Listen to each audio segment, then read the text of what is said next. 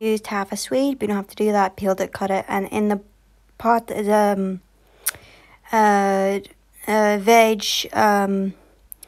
veg stock cube. Now the recipe says use less turnip, but I decided to use half of it, and also I used a leek. The recipe does say use a leek as well, or onions, and I chose leek. Next time I'm going to do the onions. This was really nice. So I put on the leek first, the Swede first to cook for a half an hour first, and then I added the leek after, so it's all nice and soft.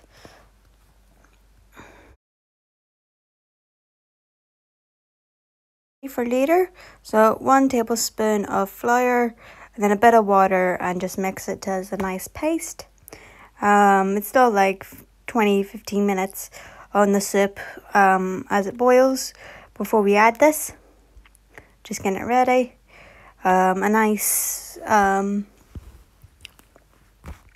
paste, what you want to do. So that's what I'm doing, mixing in a nice paste.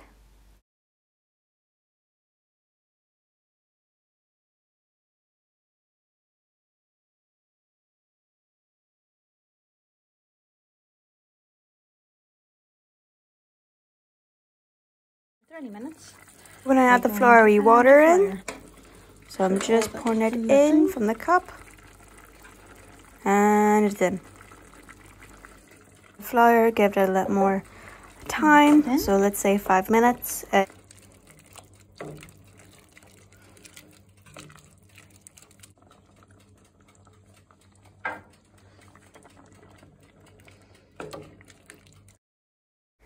So I'm just measuring out into a bowl.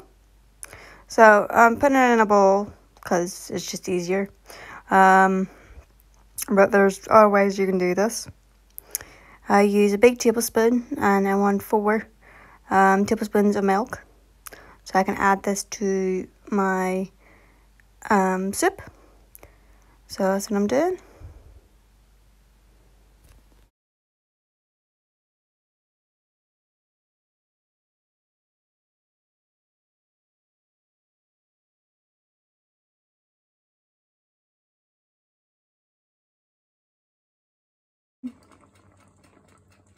Once you've added your milk, it'll go in a nice cloudy colour, and then you just warm it up. Really, you don't boil it anymore or cook it anymore.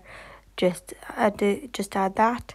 You can always add also parsley, which I have done, and don't forget your salt and pepper. Don't forget seasoning, which is very important. I had this, and I must admit, this is one of the nice soups I've had from the 1940s cookbook. The other recipe I had was a cabbage one, and I didn't think that was great. I'm happy to make this recipe again and try it with onion next. Now I'm just dishing it up for my dinner, and then I'm putting it in a pot for later. If you try this recipe, let me know what you think.